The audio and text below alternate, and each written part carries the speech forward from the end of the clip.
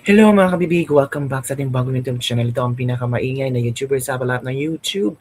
Ako si Kabibig, maglabag-labag na tayo with evidence. Yes! Congratulations VP Sara, panalong paldong-paldo. Si VP Sara, alam nyo ba, ang net satisfaction rating ni VP Sara tumaas, kabibig. 33%. Oh, excuse me ha, in-impeach pala nila ha. Gusto nilang i-impeach si VP Sara ha, pero tumaas ang kanyang net satisfaction rating. 33% mga kabibig. Grabe. Ito yung gustong i-impeach nyo? Kumpara sa ating presidente, nag-negatibo na ang net satisfaction rating. 'Di ba? Tapos sabi pa ni Claire Castro na bagay ba si VP Sara na maging presidente sa 2028? Takot yarn. Takot na ka Claire Castro na maging president si VP Sara. Manalamin ka, day. Yung gusto niyang i-impeach, day. Sobrang rumaratsyada ang net satisfaction rating at hindi mapipigilan na marami ang naniniwala kay VP Sara.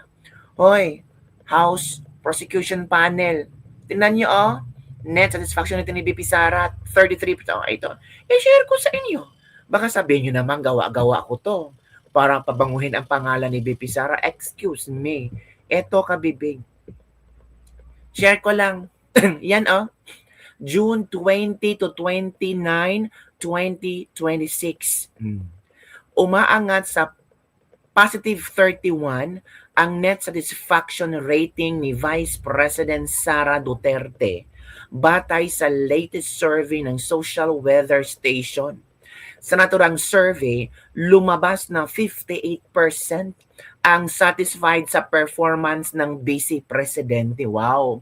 Sobra kalahati ang satisfied sa performance ni VP Sara, and this is rated as good. Wala, ang galing ni VP Sara.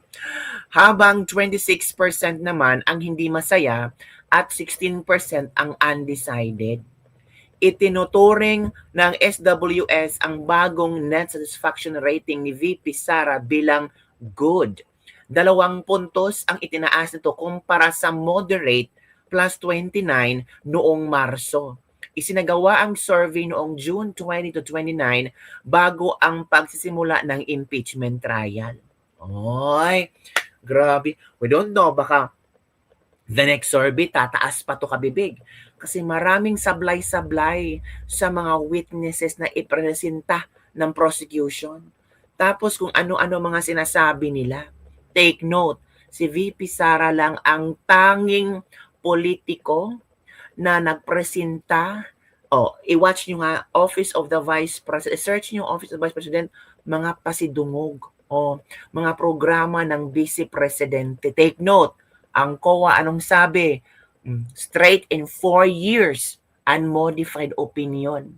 Ang DBM nagsabing, wow, highly appreciated si VP Sara sa kanyang pagsumite sa mga kung anong mga ebidensya na nagamit ang pera ng kanyang departamento. O, diba? Paano naman yan?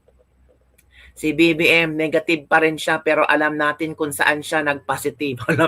Tapos nasa prosecution team, betrayal of public trust daw. Paano naging betrayal of public trust? Na ito net satisfaction rating 31%, tumaas ng 2%. Gawin yung 100% ganon din naman, ang 110% impeach siya, ay hindi ka sure.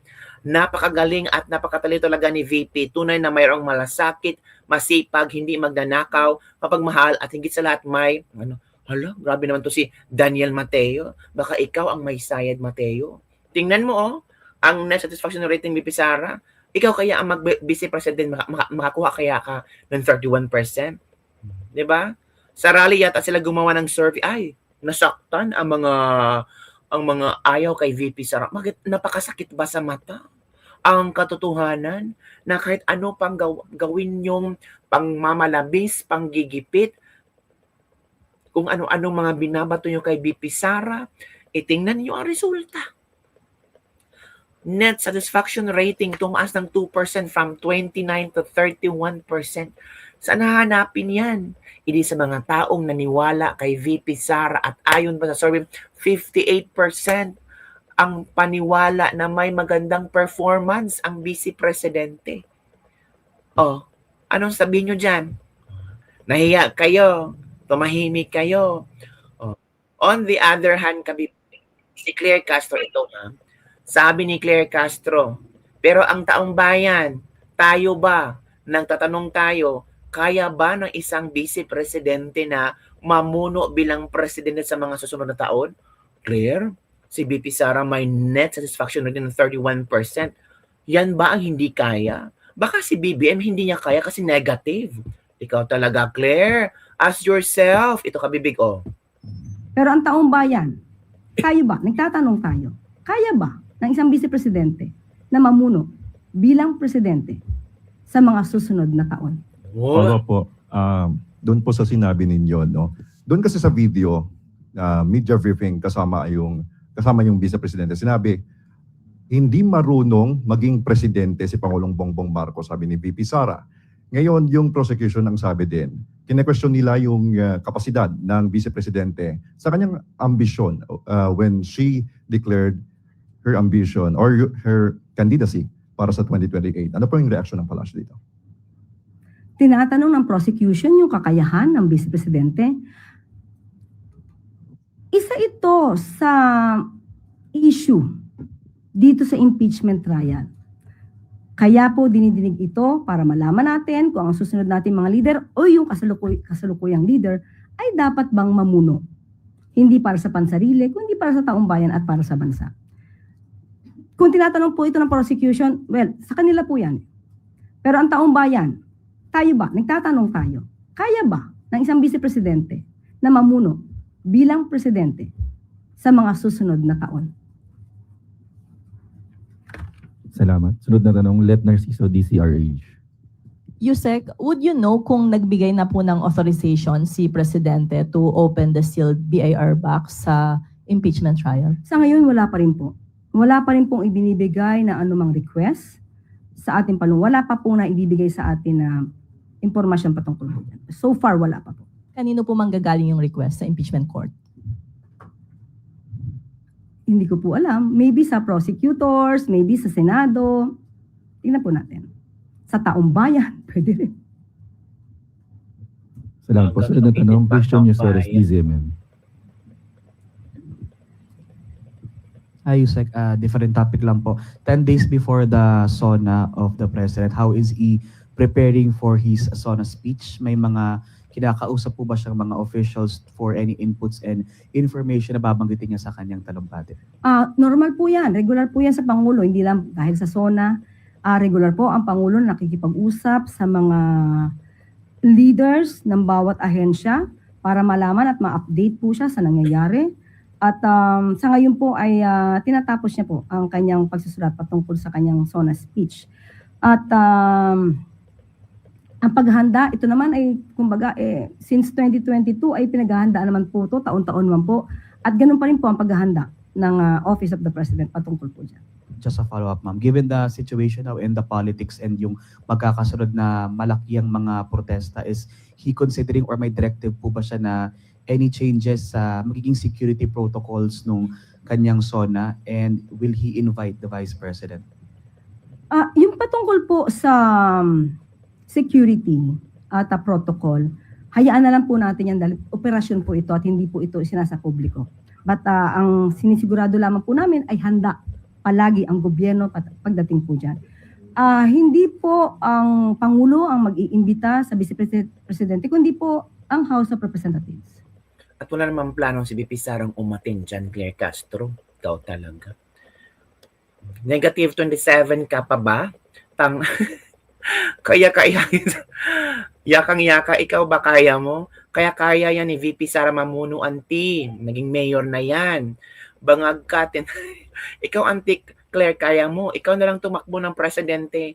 Magtago ka na, Claria. Yes, kaya Claire, si VP Sara maging presidente. Kaya nga mag-busy. Sunod niyan, president na.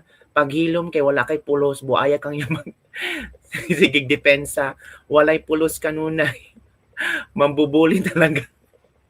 Oy, Claire Castro, gusto mo ng sagot? O, ito.